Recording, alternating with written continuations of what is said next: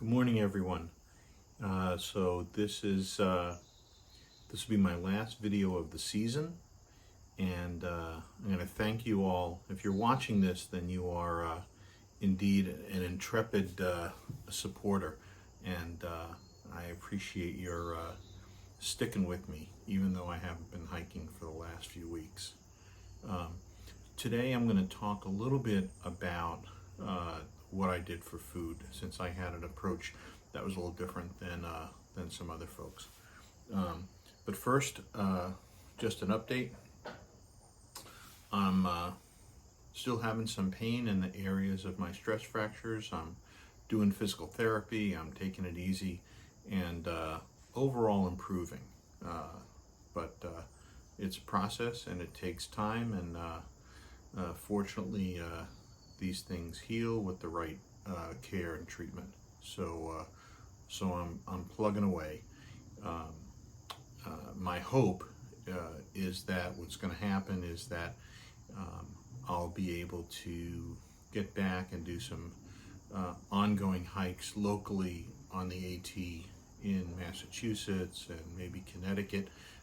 Do some short 3-day hikes that'll be gentle, but they'll keep my skill level up and feed my soul for more hiking. I'll be going back to work early September, and we'll plan on resuming my AT Now section hike next year. And I'm not sure if I'm going to start with New England or go back and pick up where I left off in Pennsylvania, but that's something I'll sort out at work and with my family, and I'm looking forward to that. I'm really looking forward to that. Meanwhile, over the next year, I'll once I'm able to go back to the gym and make sure I keep the weight that I lost off, I'll be more prepared, I think, than I was when I started at Springer last year. So that's that. I want to thank all of you who have sent me some really good wishes and positive energy, both by phone, by text, and in the comments section of these videos. It means a great deal to me. So thank you very much. And I especially want to thank those of you that donated to the Appalachian Challenge to support the care of children and young adults with mental illness in the post-COVID era that I've been trying to raise funds for the last few months. A lot of people have donated, and I really appreciate it. It's an important cause, and if all of us donated just a little bit, I think that would be a great help, not just in Rhode Island, but everywhere. There's a lot of similar fundraising going on around the country. So it is not too late to donate if you're interested.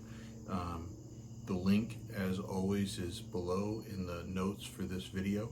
And to those of you that have already donated, and several have donated quite generously, thank you very much. I really appreciate it.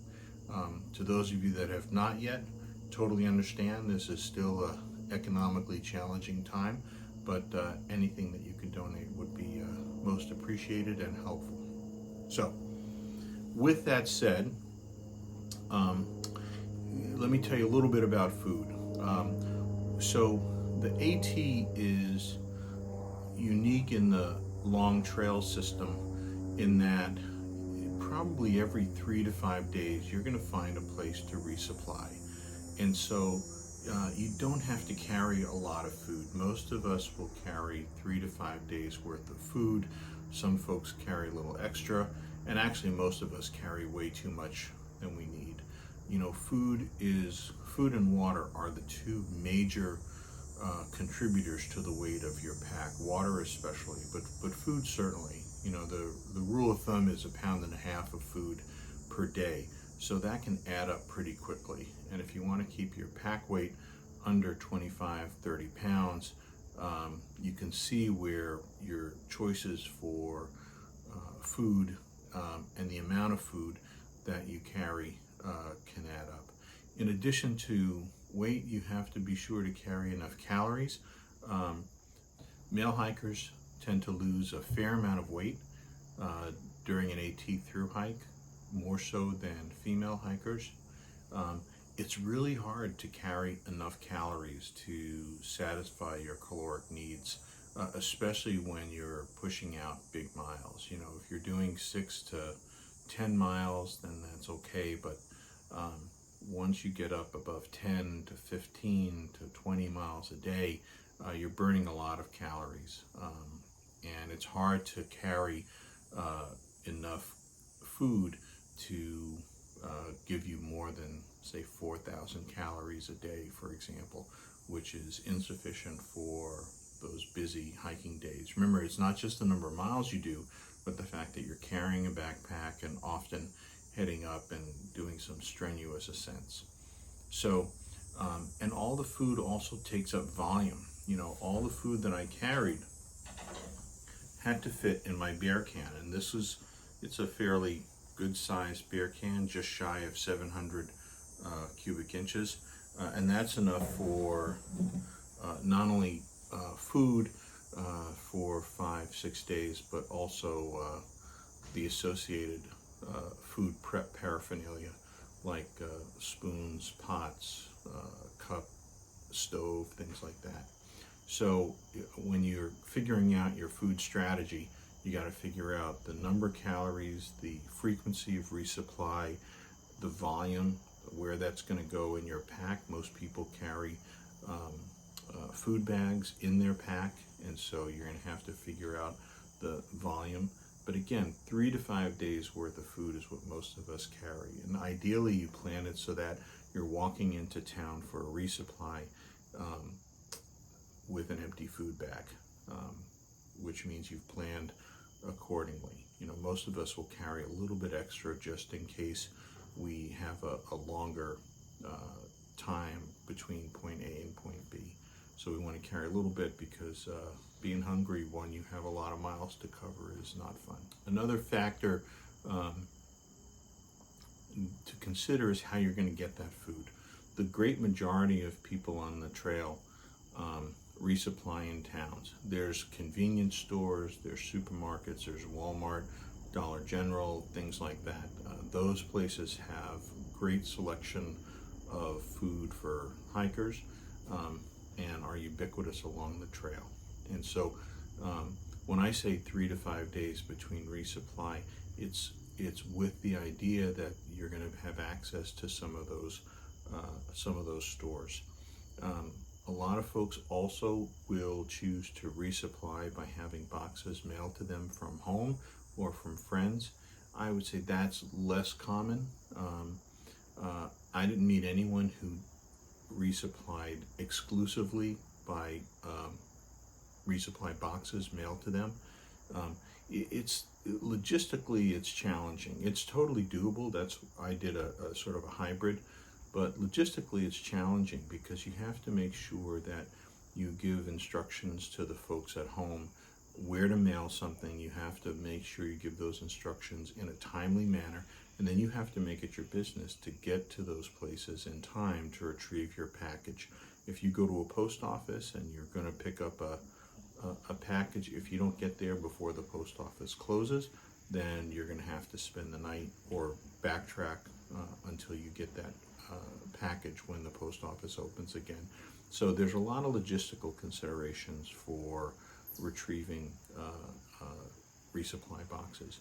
What a lot of people do is they'll send those boxes to places that have more flexible hours, like hostels or outfitters or things like that are open maybe 7 days a week, or that have extended hours where you can pick things up more easily.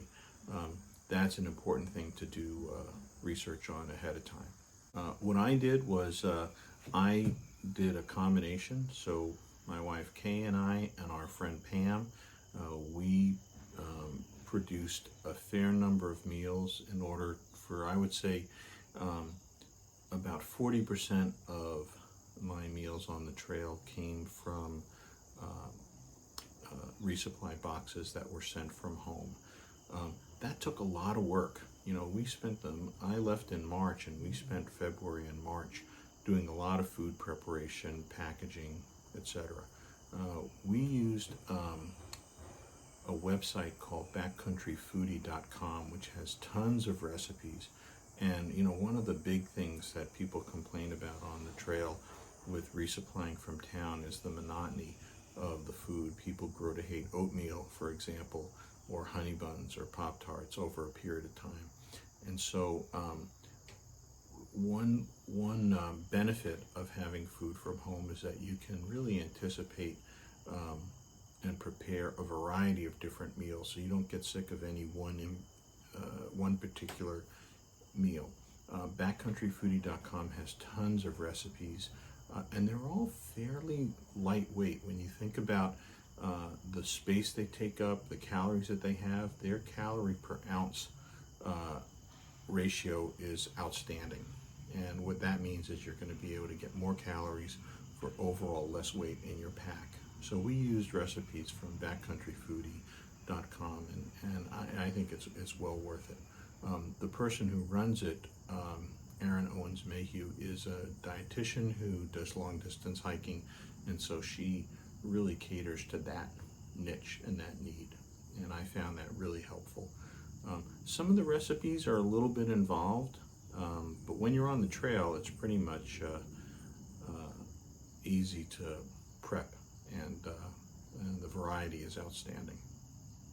So what I did was we would have boxes. I would have boxes maybe every couple weeks, and that would have maybe 5-6 days worth of food in them, and that would last me 5-6 days.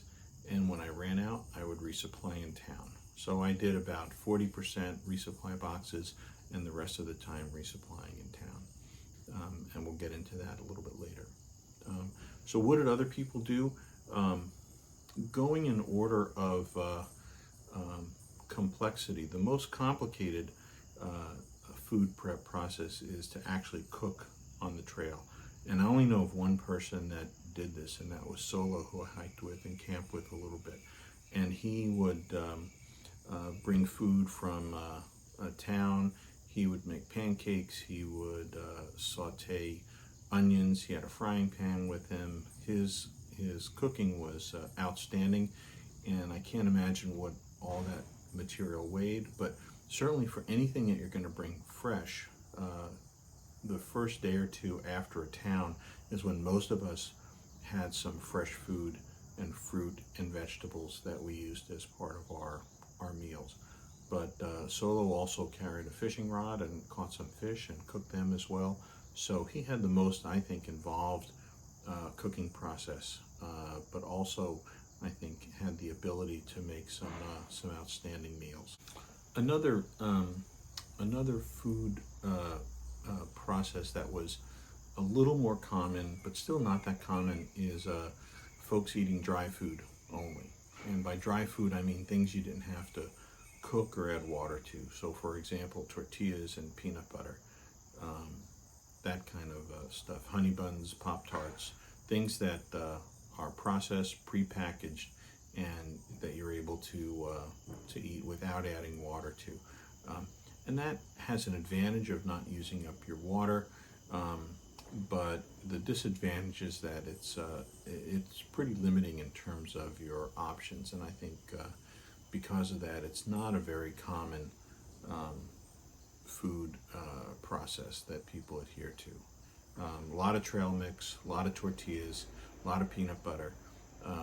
Those are more commonly used as part of an overall menu that people bring, and only rarely were those the sole foods that people used on the trail. It keeps things simple, but it's also somewhat limiting. The most common food strategy that people used was using prepackaged dehydrated meals, or meals that you construct, boiling water, adding the boiling water to a dry mix, and having your meals that way. There's many options for for different prepared foods. This is from Good to Go, which is made in Maine and is terrific. And there's a ton of variety of these foods.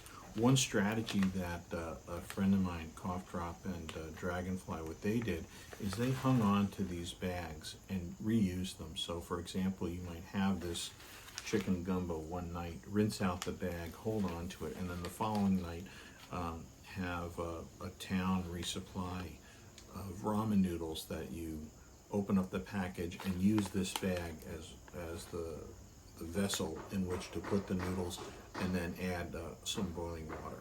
So these bags can hold boiling water, and they can certainly be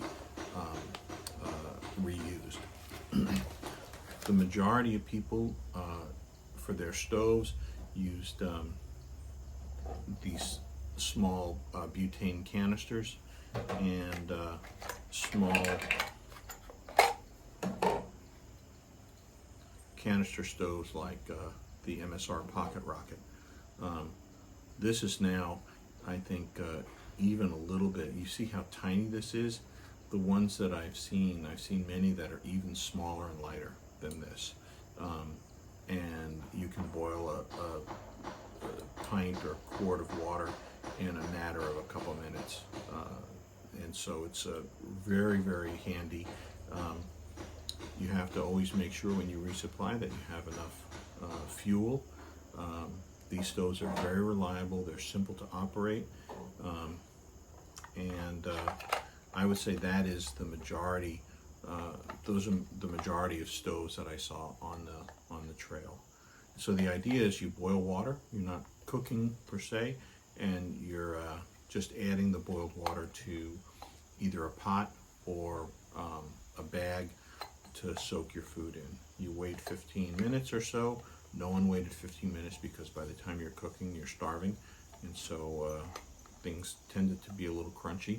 But you boil your water, and I'll put that away later, and add it to your food. Wait some time, and then you're good to go.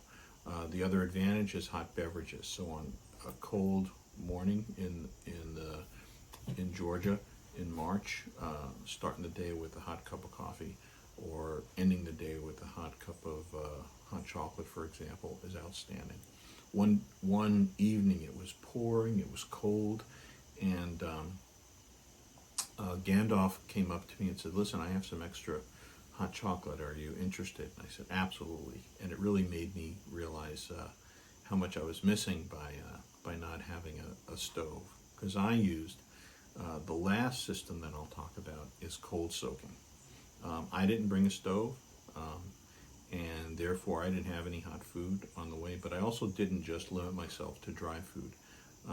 Anything that as long as something is cooked, so any of these meals like this Good to Go meal, this is already cooked, freeze-dried, and so you can use hot water and it'll be ready in 15 minutes, or you can use cold water and leave it in for an hour, and you'll get the same result, just a different temperature. And that's really the strategy that I use. So cold soaking is pretty simple. You have the same setup as if you were going to be boiling water and adding that to your food, except you don't boil the water. So you can use, as I said before, these prepared freeze-dried meals, or you can put meals together as Kay and I did. Online, there's lots of opportunity to put together and get materials that are dehydrated, powdered, or freeze-dried. An example I have here is cheddar cheese powder from a company called Hoosier Hill Farms, and this goes in taco mac and cheese and a bunch of other meals, and this is very tasty and convenient. Other things, there are companies that you can get freeze-dried foods. The freeze-dried foods tend to be a little bit more expensive, but for example, these are freeze-dried blueberries that I used in smoothies and for snacks, for example. What you do need for cold soaking is a watertight container, and most cold soakers on the trail will use either a Talenti jar, which is reliably watertight, or what I used was a Vargo Bot, because I use this for hikes when I actually do cook, and as well as hikes when, like the AT, where I cold soak. So this is watertight. It's a titanium pot, 700 millimeters, and the lid screws on. And I use this for 1,100 miles, and not once did it leak. It has a little silicone gasket around the lid, which screws on nice and tight. The nice thing is that you can use this for cold soaking, or if you turn the lid upside down and set it here, you can use it on top of your stove. So it's actually a really versatile piece of equipment. It's pricey, but it works. And so if you are someone that puts together your own meals, one of the things that we invested in was a dehydrator, which are pretty inexpensive and easy to use, as well as a vacuum sealer. So for example, here's a carrot salad meal that we made, and once you put all the ingredients in, you can vacuum seal this. And again, this was great. Carrot salad was one of my favorite meals. As you're cooking, whether you're cooking or cold soaking, it's important to keep an eye on calories. And so most people on the trail would carry some type of calorie enhancement additive. So in my case, I used a lot of olive oil. You add this in, and olive oil packs a lot of calories. You also want to make sure your food is tasty, so I carried a little container of ground pepper, as well as a sriracha powder, which you can get in the spice aisle.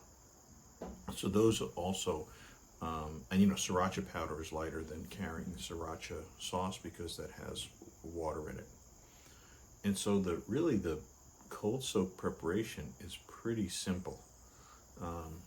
So I'll demonstrate.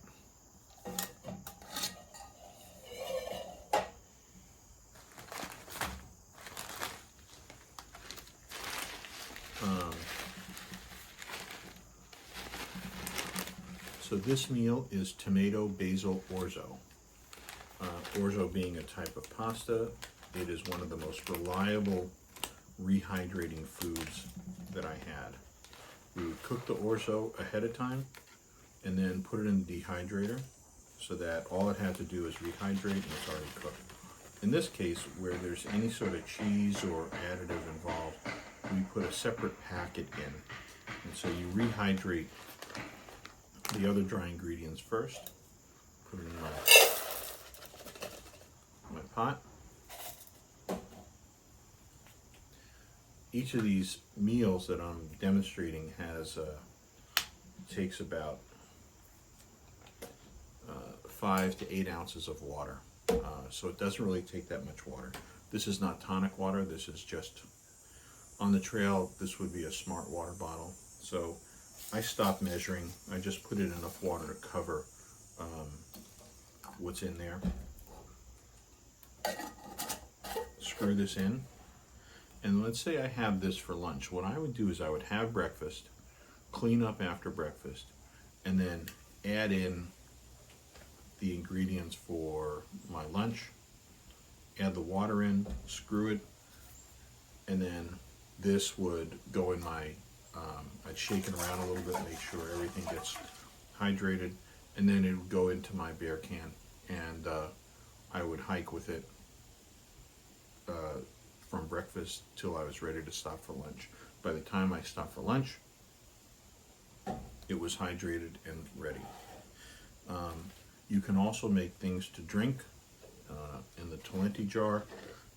You know, obviously you're not going to cook with this, but instead of having hot coffee, I had this breakfast drink, which consisted of Carnation breakfast essentials, powdered milk, and instant coffee. So it had kind of a mocha toffee kind of flavor to it.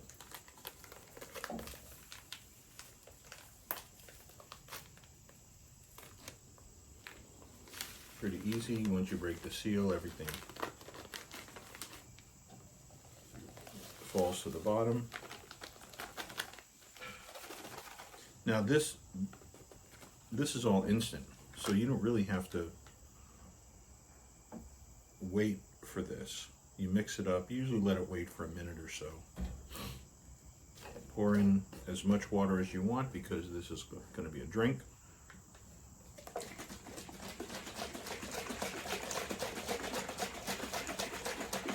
Shake it up to mix it.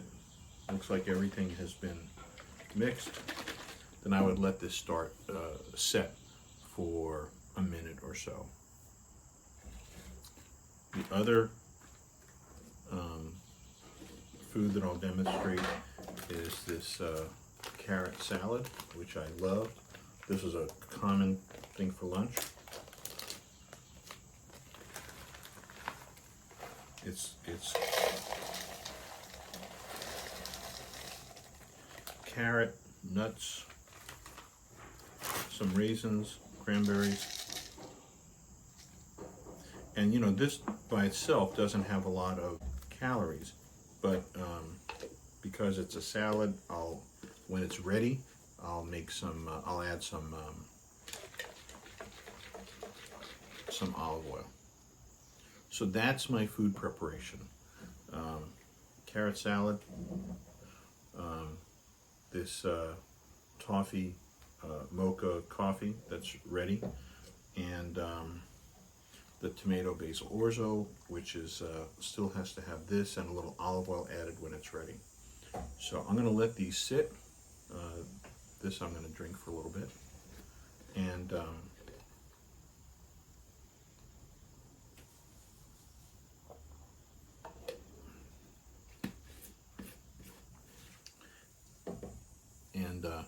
I'll come back when these are ready. Okay, through the wonders of technology, 2 hours have passed, and we can see how things look. So the first thing I'll do, I already showed you this, the coffee mocha smoothie drink, which is terrific. The remaining two dishes, we have carrot salad, and I'll post a picture of each one of these that's close up, and I'll show you what it looks like as I talk about it. So this is in the Talenti. The other Talenti has carrot salad, carrot, walnut, cranberry salad. I'm going to add a little bit of olive oil to that. Smush it around. Now I haven't done anything with these over the last 2 hours. They've just been sitting here.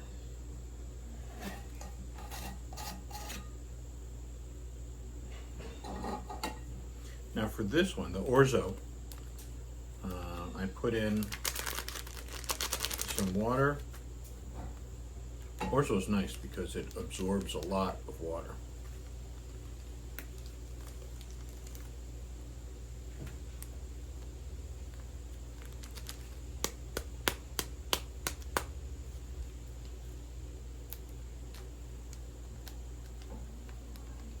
One thing that's important if you're tearing some of these packets open, you got to be careful not to get them all over you, because you don't want to smell like a meal to a bear. I'm going to add in some olive oil to this as well. A little olive oil goes a long way. I always double bag these because even though these are watertight, they're not really watertight.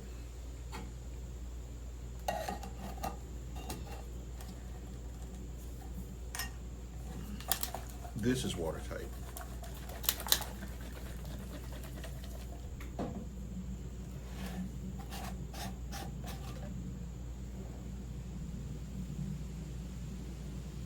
All right. So, these are three pretty typical meals that I had while I was hiking.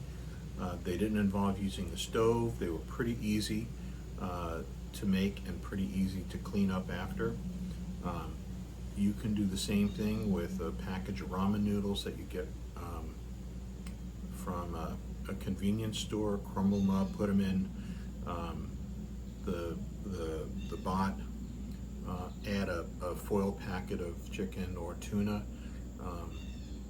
some water, seal it up, and with that combination, I'll always add some of the sriracha as well, just to keep it interesting and flavorful. But that's it. It's pretty easy, and I think that's the ease of cold soaking was one of the things that really attracted me to it.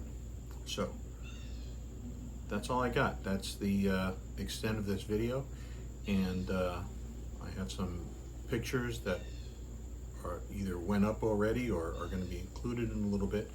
And if you have any suggestions, by all means, send them, include them below, and I'll take a look at them. But I'm always looking to refine my kit, and I appreciate you watching. Certainly I appreciate you watching this far towards the end of the video. Again, thank you to everyone that's been watching. Thank you to everyone that's donated. Again, if you are looking to donate, the link will be below, and I will resume these videos next year when I resume my hike next year. So take care, everybody. Thanks a lot.